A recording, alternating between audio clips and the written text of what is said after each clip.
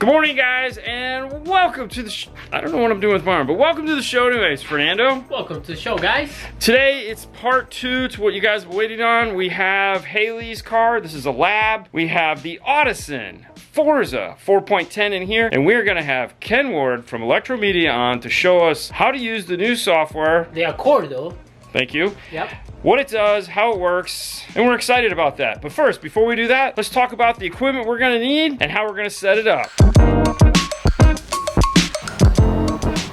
We have a couple things that we've tried with various results. Ken directed us on products to get. The first one is this guy right here, which is the Mini DSP UMIK1 USB-C microphone. This has a USB-C located on the back here. It comes with a cable to go from USB-C to regular USB. Of course, if you need a USB-C to USB-C cable, you can do that. This has worked really well for a lot of people. For us, the laptop I have, it's Windows. It was having some problems with it, so we immediately switched that out for this device right here, which is the Behringer U-Foria UM2. This is the USB preamp. In the box, you're gonna get USB cable. It looks like the old school printer cable here that plugs into the back, which is fantastic. And then this is going to plug into your laptop. Once that is done, you also have a phantom power supply here on the back to power up a standard XLR style microphone. And for that, we are using the Behringer ECM8000. To hook this up is really straightforward. Plug in your XLR like so.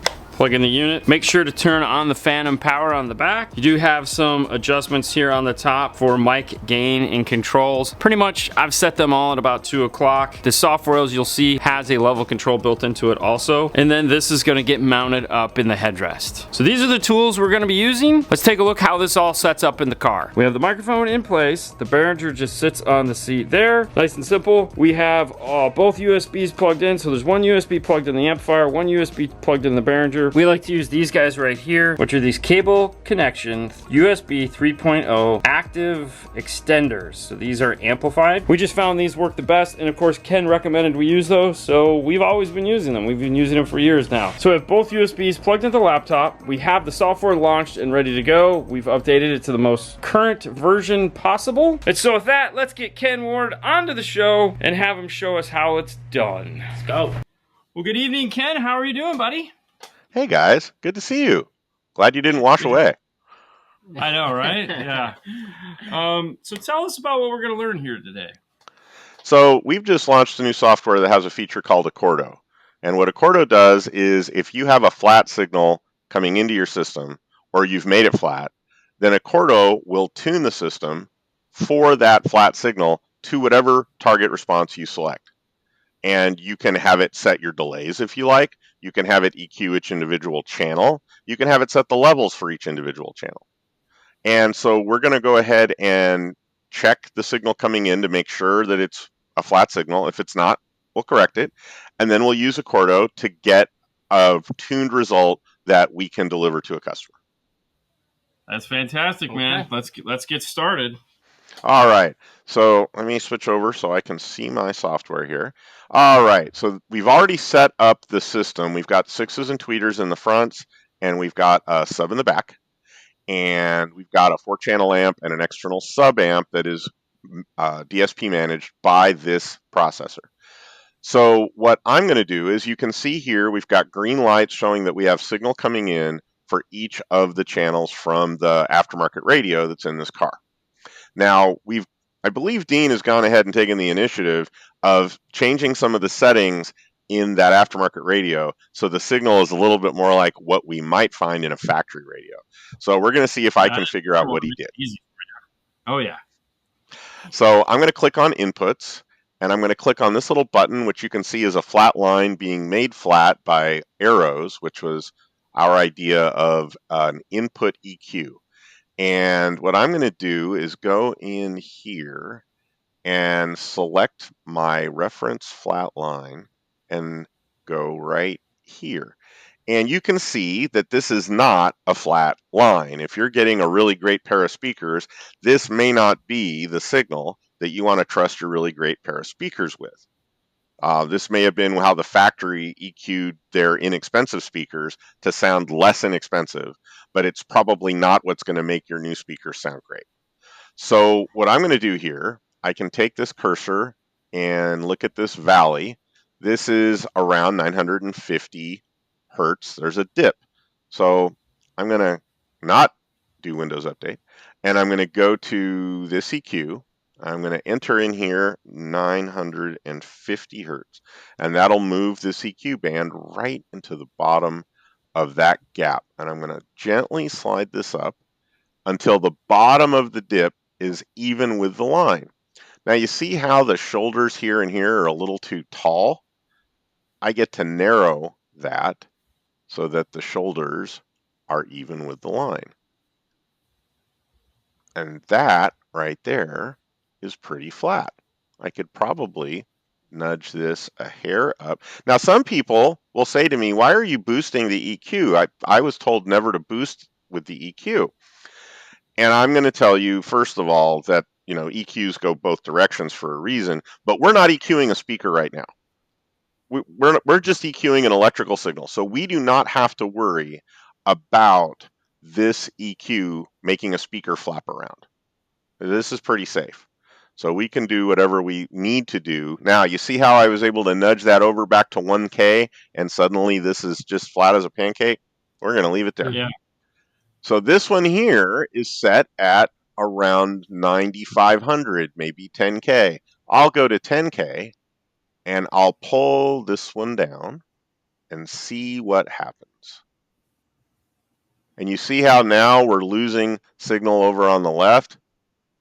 So once again, I'm going to have to narrow the bands that we're affecting. And now that is pretty flat except for a little rising bump right here. And I'm going to use this to address the rising little bump. Now What I'm going filter to is that? That is called a high shelf. High shelf filters are what are usually used in treble controls, and low shelf filters are what are usually used in bass controls. And we use low shelf filters here a lot when there is a subsonic filter on the factory signal, but in this case we don't have that. I will tell you that already this signal is flatter than what I have in my classic 1980s CD player that I have in my garage with the green lights. All right, so let's see here. That's pretty flat. And now we are at 63. And I don't know if we were timing this, but I think we probably took around 3 minutes, and this signal is now flatter than you get out of any aftermarket head unit. This is as good as any aftermarket head unit. So now what I'm going to do is I'm going to stop looking at channel 1 and I'm going to look at channel 2, and you will notice that channel 2 has exactly the same problems that we saw on channel 1. So I'm going to go down here to the copy icon and I'm going to copy the front left channel to the front right channel as I watch the front right channel. And I should have mentioned this is playing a pink noise signal. You guys played pink noise for me before we started, and that's what we're watching. And so you can see right here that this signal is as flat as you get with pink noise. It really is. So now I'm just going to look at the subwoofer. Oh, wait, first of all, if I take channel 1 and I add channel 2 by clicking on channel 2, every frequency should go up 6 dB. That's how we know they're aligned in time and phase. If I add them together and they cancel each other out, it's kind of like two subwoofers in a box with one of them wired backwards. That means they're out of phase. It's really hard to get an RCA cable out of phase, so I don't think we're going to have that problem.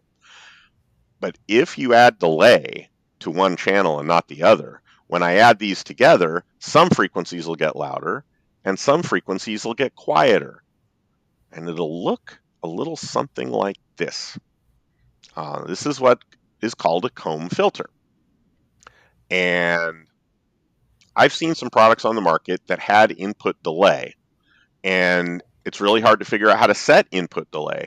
But if you're watching this graph, it's really easy. We want to add delay to one of these two channels so that these bumps move to the right and disappear. If we add delay to one of these channels and the bumps move to the left and get bigger, wrong turn, Clyde. We're going to zero that out. So let's just go ahead and randomly start adding delay to front right. Which way are they moving? Oh, they're moving to the left. It's getting worse. So let's go in here and zero that out. And we'll put it back where it was, and we'll start adding delay to the other channel. And when we add delay to the other channel, now they're moving to the right. And I just have to tap on this button a little while until all of those cancellations disappear. That doesn't mean that they don't exist. It just means they happen at frequencies none of us can hear anymore, right? So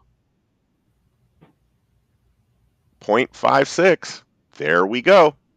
Now they're aligned in time. So now I will look at the subwoofer. And the subwoofer looks like it starts at around 50. Looks like there's a dip at around 65. Let's go back to my EQ. Let's go to the subwoofer. I don't want to just boost. I want to make it look pretty reasonable. And what is that, 150? I think the same EQ settings are affecting the sub. So let's just sort of, that looks like it'll work. Now what happens if I add that and that? No, I think I should probably type in 0.56 here and see what happens.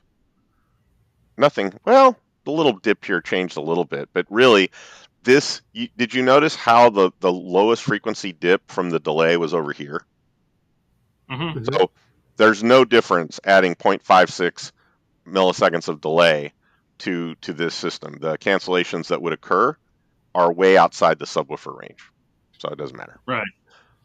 All right, Okay. so we've got this radio fixed. Let's go ahead and finalize that so we don't lose it. And let's save it to the desktop. We'll use that. And then we will go to outputs. And we've already tested that everything's hooked up properly. We're comfortable with that. And we're going to go up here to this Accordo wizard. And the Accordo wizard lets us do a lot of things automatically as long as we're ready. We have to have the microphone in the car. We have to have it set to audio settings. We have to make sure the speaker works. We have to click and keep track of where the listening position is, because sometimes we do listening for different seats. And we corrected the input already, and we are set to use memory too. That sounds great. So we start. And we have auto level alignment, auto time alignment, and auto EQ. I'm going to go ahead and let it do all three and see how it goes. If you have a lot of background noise, the EQ works fine, the level works fine, but if you have a lot of background noise, the one that may be not what we want is the delay, so we'll check and see how we like the delay. Now right here, if any of these channels were muted, the software wouldn't let us continue because it needs all the channels to work in order to do the process. And I'm going to pick this target curve, and that has about a 10 dB bump down here and about a 6 dB dip right here, and it's flat in the middle. So I'm going to pick that target curve. And this right here is a buffer for the subwoofer level control if you're using our optional subwoofer external controller. You guys are using an external sub amp with its own sub knob, so I'm going to set this to 0. And you get 5 seconds to get out of the car.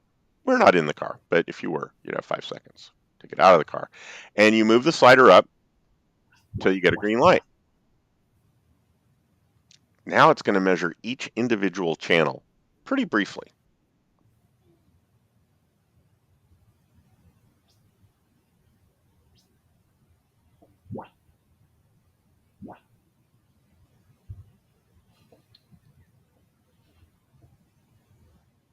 So it didn't set delays. I'm not sure why, but that's okay.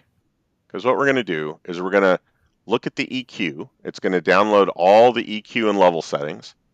And then we're going to enter in the delays or the distances that we've already measured with our trusty tape measure. So we'll go right here to distance, and we will enter in 41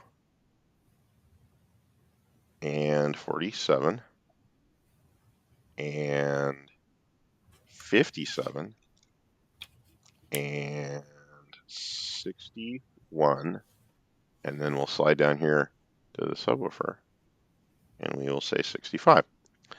And now you can see that we have inserted delays that correspond to these distances. So now I'm going to go ahead and turn on the RTA. And we have a built-in RTA, and it uses the same microphone that Accordo just used. And I'm going to turn this up. And let's see what we've got here. Target curve. Let's go to HACE. And I think I should have done this earlier. And let's see how we did. We did not do that well. I would expect it to do better there. We followed the curve pretty well. But let's see what happens if I play just one side. All right.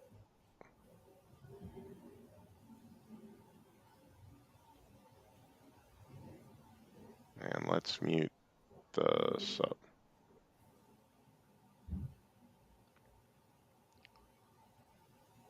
All right, and so this is just a front left woofer, and we've got a couple of really odd bits here that I would have EQ'd a little differently. That is odd. So what you'll notice is we used a couple of bands to get to this point, and I'm going to go in here and use a couple more. I'm going to put in something right there. And put in something right there. And put in something right there. Then I'm going to switch over to the other woofer. And this one seems a little bit smoother. Let's go over here and let's go to, hey, these are linked together. I wonder if that has anything to do with it. I've never run Accordo with these linked together, and I may have made a mistake. Let's run it again. Hey, let's run it again.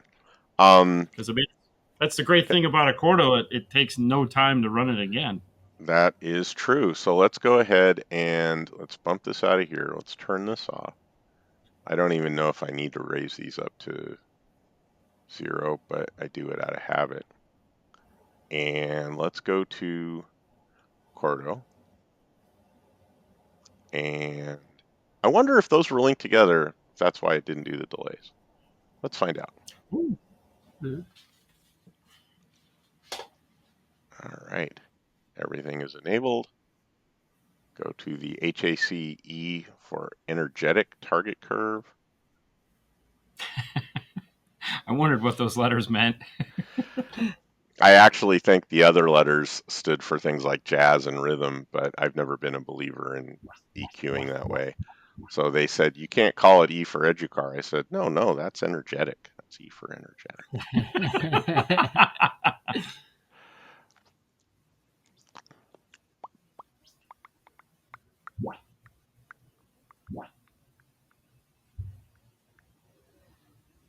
You hear the bump and it's done. Wow, look at that. I think that having those channels linked together may have been what I missed in my troubleshooting. So you can see here that we have delays entered for all 4 channels up front. And after the, yeah, so I think that was what was it, is that this little link down here, which I had forgotten we had, quite frankly. And listen, if we can break it, I will break it. I feel you. I have been that guy. So we've learned something today. So that's cool. So now what I'll do is I'll go back and play the pink noise again. And let's bump this up and let's put our target curve back in there. And I should mention that the reason that you want to have EQ left and right be different is because the speakers on the left of the car are at a very different angle to you if they're in the door than the speakers on the right of the car. And if you EQ them the same, you can't make them match very well. And part of what Accordo does is it's designed to EQ the left and the right side individually so that you end up with an acoustic result that matches. So let's turn this up and let's bring this down. And now you can see we're a lot closer to the target with a bump at 250. I actually see bumps at 250 fairly often. And what I'm going to do is I'm going to go up here and I'm going to go to 250.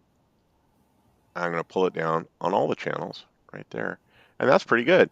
Now I've got a dip at 500. I'll go back here and I'll go here and I'll type 500. And this looks like a 5-band EQ, but it's really like a 30-band EQ because it affects all the channels. So that's their global EQ. That's the global EQ. And it even has this cool little highlight where it shows you a thumbnail of what you've done so you can see what you did. So now we've got a dip at 2100, which sorry, I forgot. I'm doing it over here. I will call this 2100. And all right. So now what I'm going to do is go to this point. Accordo does not EQ the subwoofer. It doesn't have good the resolution to measure bass frequencies very well, so it doesn't EQ the subwoofer. If you want, you can go to the subwoofer channel, like I did here, and you can see whether you prefer the response here or here. And I think that I prefer it here because you can see that you get more output, so there's cancellation if you put it here, but it doesn't look like it's very bad either way. So what I'm going to do now, what is this one right here? Is that 1300? Well, I think I have another band. If I want to take this one and put it at 1300 and pull that down a little. So now we're like 10 minutes in overall. And now what I'm going to ask you guys to do is I'm going to ask you guys to take the mic out of the car and listen to this and see how we did. And I probably should ask you to do that before I fine-tuned it with a little bit of EQ on top of it. But go ahead and try it and tell me what you think. I'm going to let Fernando jump in there because he has the younger ears.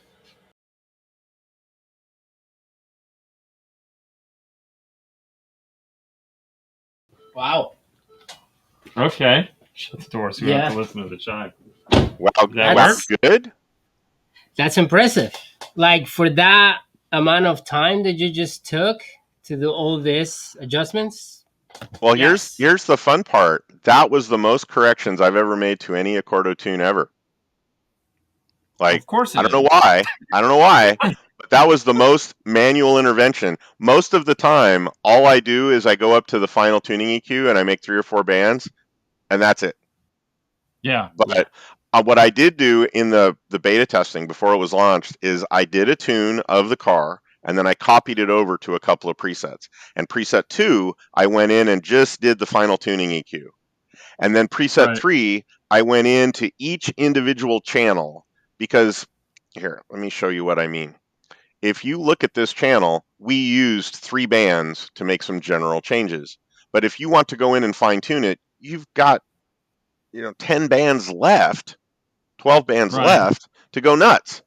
So you can put as much frosting on there as you want, but I went through and fine-tuned each individual channel, and I compared, step 1 out of the box, sounded great.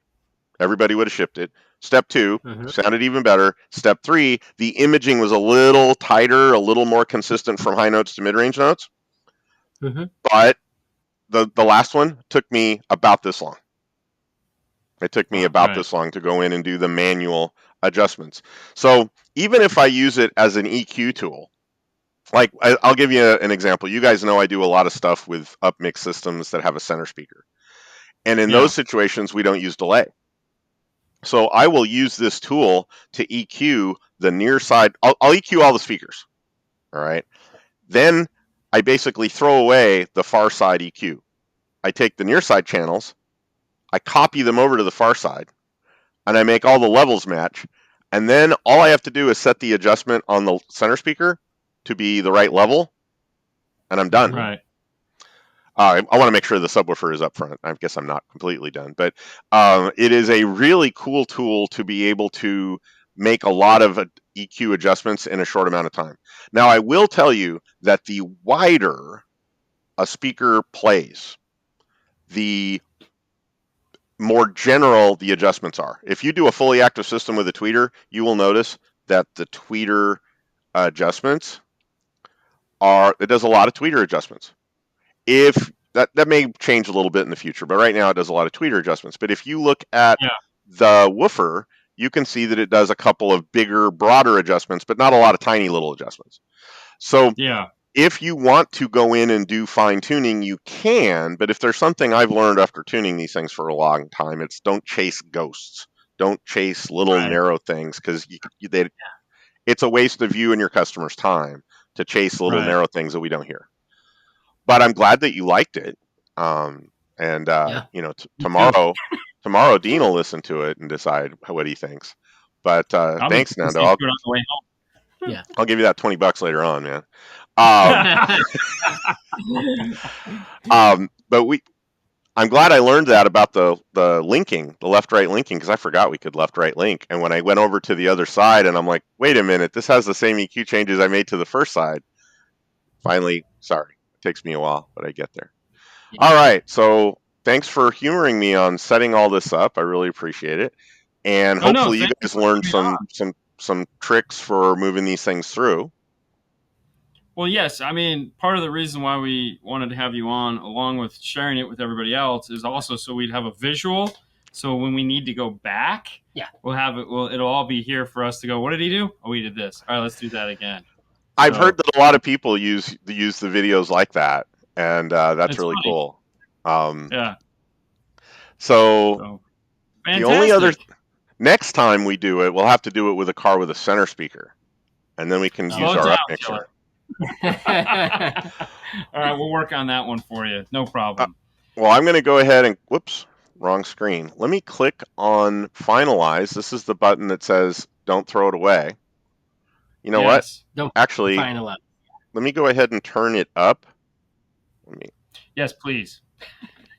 Let's see. Let's turn it all the way to +6, and then we'll finalize.